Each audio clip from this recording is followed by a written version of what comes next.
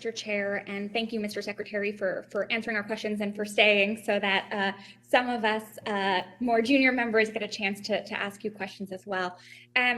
I first wanted to say that while I have been publicly critical of many of the decisions made around the evacuation as a member of the Honoring Our Promises working group, as you know, I used to work at the State Department, and I've talked to so many former colleagues and friends who were on the ground in Kabul, who were working tirelessly night and day, no sleep, for weeks on end trying to get people out. And I think it's an incredible disservice to our diplomatic corps and to the brave people who work there every single day to say that they are not deserving of praise. I disagree with some of the things that were made, but the people doing the work around the clock deserve to be praised. Thank you. Now I want to raise a letter I sent with Senator Merkley and many of my colleagues. While I remain committed to working to get people out of Afghanistan with my colleagues, I also want to make sure that we are doing everything we can to deliver humanitarian assistance and, urging the Treasury Department to issue an OFAC general license. So I look forward to working with you and the administration to make sure that the 18 million Afghans that are in need are provided support. I think we heard just today from the UN how dire that need is. I also think, we've talked a lot about policy failures and the last few months and the last 20 years. And I know you're still absorbing the lessons of the past few decades, and I look forward to working with you on that and on the lessons learned, especially as someone who has done a lot of work in peace building and conflict stabilization. I wanted to follow up on something you addressed with my colleague, Mr. Phillips, on a very specific failure we encountered over and over again in Afghanistan, and that's on corruption. Why was the State Department unable to address this issue over 20 years? And what can we do to make sure that as we work with other countries and promote good governance around the globe, that we are not continuing to have those same problems?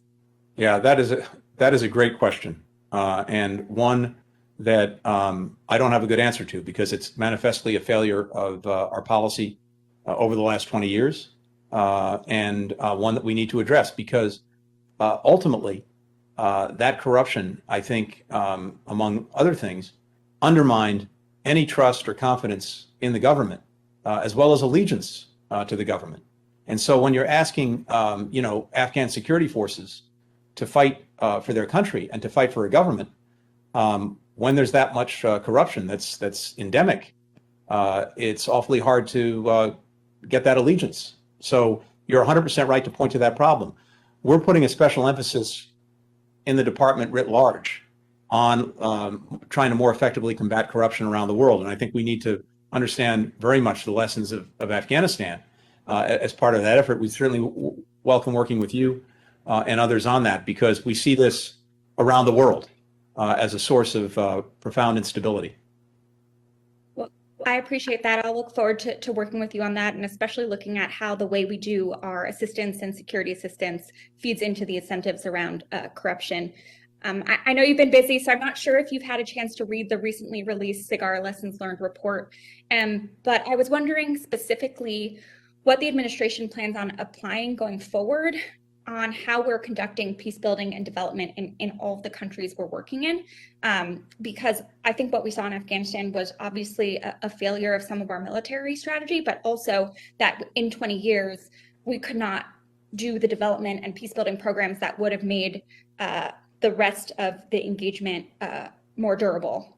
So, how do we plan our foreign engagements going forward with realistic goals, space to course correct, and how do we make sure we're actually peace building and helping countries develop, and not just, doing the same thing that we just saw didn't work in Afghanistan?